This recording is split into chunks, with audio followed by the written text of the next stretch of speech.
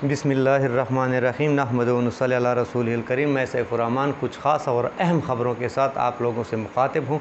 आज की बहुत अहम ख़बरें हैं। कोशिश कीजिए कि आखिर तक वीडियो देखिए, इंशाअल्लाह आपको बहुत मालूमात हासिल होंगे। बहुत अरसे बाद मौलाना फ़ज़ल रहमान साहब टीवी स्क्रीन पर आ गए, और जैसे ही टीवी स्क्रीन पर आ गए तो उसने क्या किया कि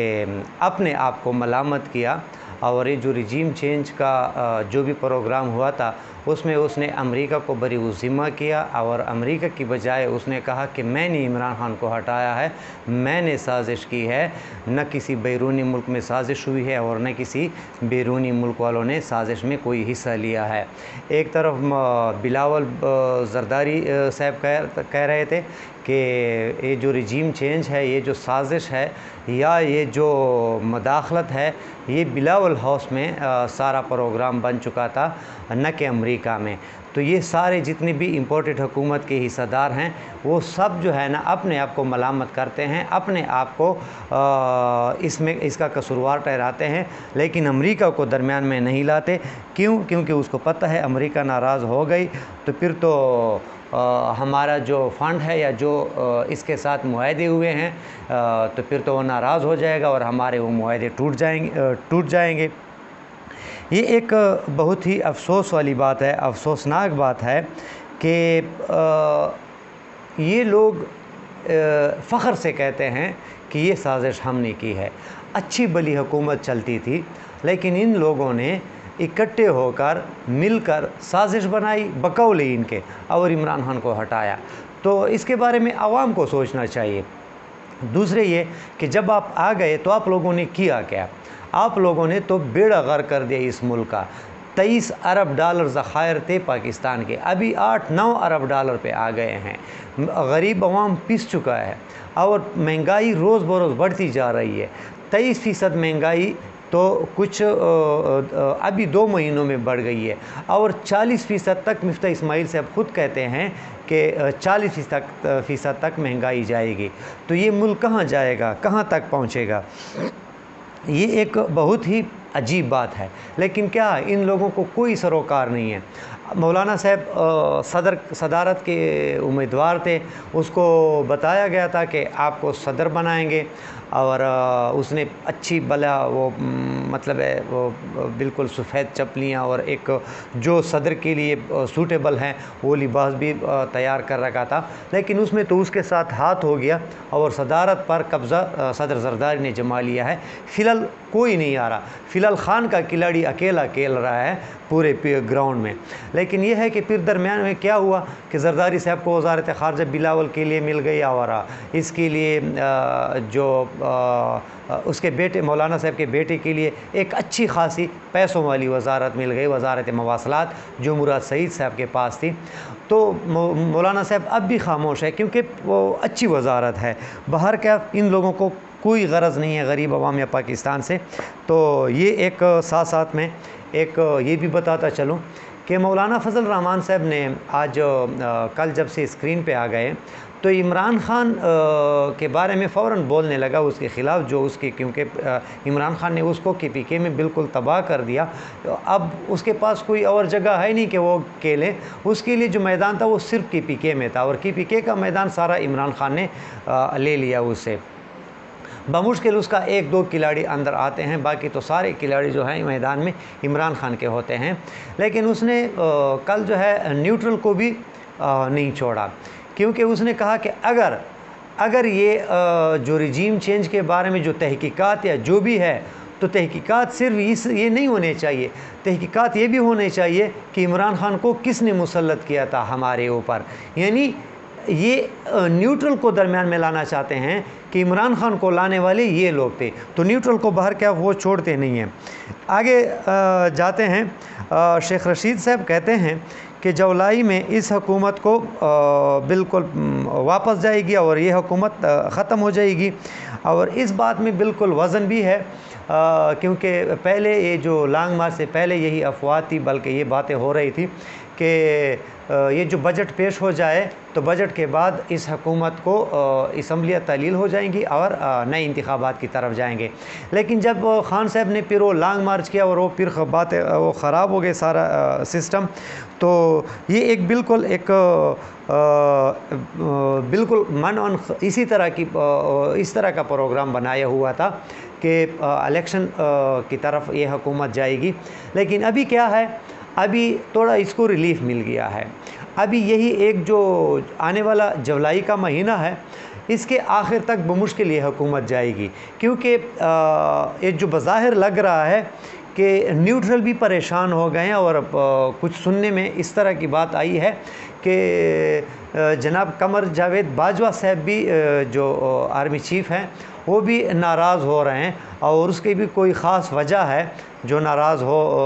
تقریباً ہوئے ہیں، اور اس کے اتحادی بھی مطلب ہے اس سے کچھ نالاں ہیں، کیونکہ جو اتحادی ہے ایم کیو ایم والے بظاہر تو اس کے ساتھ اٹھتے بیٹھتے ہیں، لیکن ایم کیو ایم والے یہی کہہ رہے ہیں کہ جو معاہدے ہمارے ساتھ زرداری صاحب کے ہوئے ہیں اس معاہدوں پر ابھی تک عمل نہیں ہوا، اور وہ جو معاہدے ہیں وہ اسی طریقے سے لکھے ہوئے میزوں پر پڑے ہیں، کیونکہ ابھی جو آج بلدیاتی انتخابات اس میں بھی ان کو اعتراضات تحفظات ہیں، اور اس کے علاوہ ابھی تک گورنرشپ بھی اسی طرح خالی پڑی ہوئی ہے، گورنرشپ کا بھی کوئی مطلب حالانکہ بالکل بات بھی ہو چکی ہے اور کینڈیڈیٹ بھی آ گیا ہے ایم کیو ایم کا، لیکن ابھی تک گورنر بنا نہیں ہے۔ تو یہ ایک جو جولائی کی بات ہو رہی ہے اس کی امپورٹڈ حکومت کی، شیخ رشید صاحب جو کہہ رہے ہیں یہ تقریباً بالکل سچ ہے، اور یہ انشاءاللہ آنے والے وقت میں آپ دیکھیں گے کہ یہ حکومت جو ہے جولائی کے آخر تک یا جولائی کے درمیان میں چلنے والے بنے گی۔ اب آتے ہیں آگے تھوڑا، نیوٹرل جو ہے الیکشن میں، یہ جو الیکشن کمیشن ہے اور نیوٹرل ہیں، یہ دونوں فی الحال یہی چاہتے ہیں کہ جو پنجاب کا میدان ہے وہ حمزہ شہباز کے ہاتھ سے نہ نکلیں، اور اس میں جو 13-14 سیٹیں ہیں وہ جتوانا چاہتے ہیں حمزہ شہباز کے لیے، کیونکہ اگر حمزہ شہباز 13-14 سیٹوں سے نہ جیتے تو اس کی حکومت ختم ہو جائے گی، اور پھر عمران خان ساری جماعتیں بشمول نیوٹرل، بشمول الیکشن کمیشن اور پولیس اور سارے، پھر تو یہ سب پر باری پڑ جائے گا۔ تو یہ اسی وجہ سے بھی کوشش کر رہے ہیں کہ حمزہ شہباز کو جتوا دیں، کیونکہ یہاں سے یہ جیت جائیں گے، اگر 13-14 سیٹیں وہ نہ جیتیں تو عمران خان جیت جائے گی۔ دوسری طرف جو مرکز میں ہے وہاں پھر 2 بندوں کے، صرف 2 ایم این ایز کی وجہ سے اس کی حکومت بنی ہوئی ہے، اس میں بھی کاف لیگ والے مطلب ہے بات کر رہے ہیں کہ واپس آ جائیں، جو 2 ایم کیو ایم والے جو کیو لیگ والے ہیں، تو اگر وہ چلے گئے پھر تو اس کی حکومت وہاں بھی گئی، تو باقی رہ گیا کیا؟ باقی تو خالی میدان رہ گیا عمران خان کے لیے، پھر تو وہ کھیلے گا جس طرح مرضی، جو شاٹ وہ کھیلنا چاہے شاٹ کھیل سکتے ہیں۔ تو یہ ایک مصیبت بنی ہوئی ہے، لیکن یہ ہے کہ جیتنا اور جتوانا اس کے لیے اتنا مشکل ہے کہ ہماری اور آپ لوگوں کی سوچ سے بھی زیادہ ہے، بہت زور لگایا ہوا ہے سب نے۔ آگے دیکھتے ہیں کہ کیا ہوتا ہے، اور باقی جو ایک بہت ہی انوکھی بات ہے، مریم صفدر صاحبہ کہا کرتی تھی کہ جب میں نیب کی حراست میں تھی تو میرے ساتھ بہت برا سلوک ہوتا تھا، اور مرد آتے تھے اور مرد حضرات اور مجھ سے ویڈیو بنواتی ہے، مطلب یہ ویڈیو آڈیو ان لوگوں کا یہ ایک ہے، لیکن یہ ہے کہ ویڈیو بنوانا، آڈیو بنوانا، لیک کرنا، یہ فی الحال اسی جماعت کا شیوا ہے، باقی کسی جماعت نے ابھی تک وہ نہیں کیا۔ لیکن اس کی ابھی ویڈیو لیک ہو چکی ہے، اس میں یہ ہے کہ کچھ فیمیل پولیس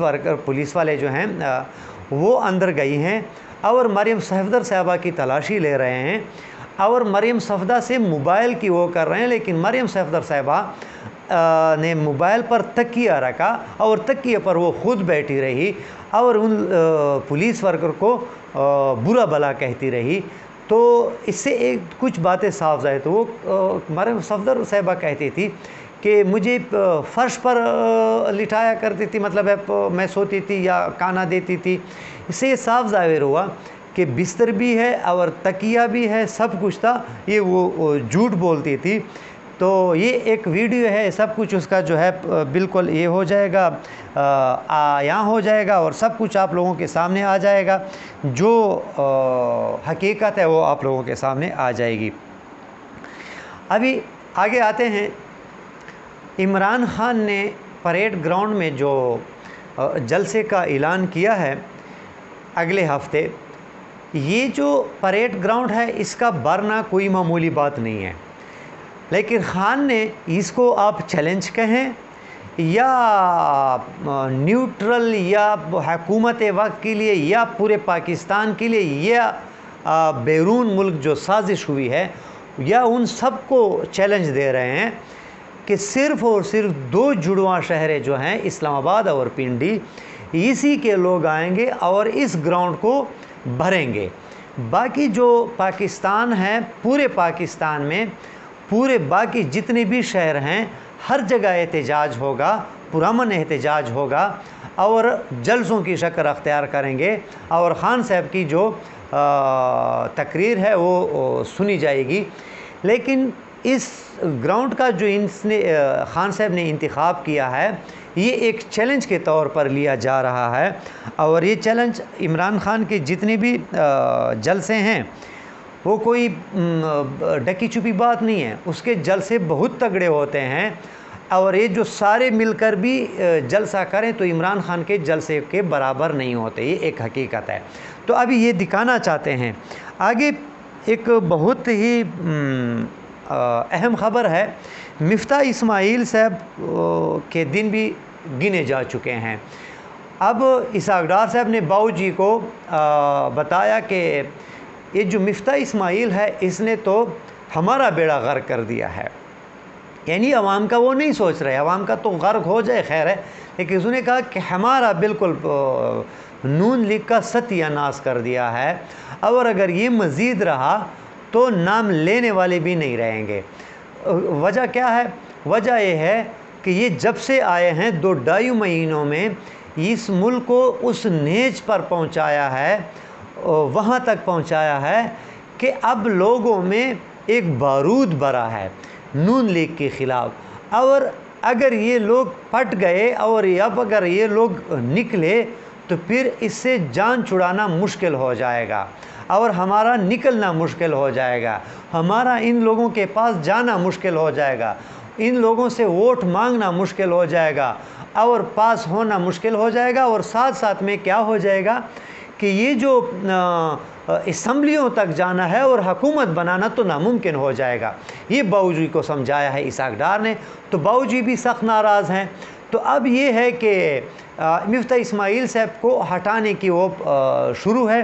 لیکن مفتاح اسماعیل صاحب نے ایک نجی ایک عام مطلب ہے روٹین میں ایک بات کی ہے دوستوں میں کہ مجھے ہٹانے والے سوچ لیں کہ مجھے لایا کس نے ہے، مجھے لگایا کس نے ہے، تو یعنی لگانے والے جو ہیں ہٹانے والوں سے طاقتور ہیں۔ اس لیے مفتاح اسماعیل صاحب نے کہا کہ مجھے ہٹانا اتنا آسان نہیں ہے، مجھے ہٹانے کے لیے زور لگانا پڑے گا، اور جو زورآور لوگ ہیں انہوں نے مجھے لگایا ہے، تو پتہ نہیں کس نے مفتاح اسماعیل صاحب کو لگایا ہے، یہ تو بعد میں پتہ چلے گا۔ لیکن یہ ہے کہ عوام کو بھی سوچنا چاہیے کہ آپ کے وزارت خزانہ بھی لگانے والے کوئی اور ہوتے ہیں، تو یہ بہت افسوس کی بات ہے۔ تو ویڈیو دیکھنے کا شکریہ،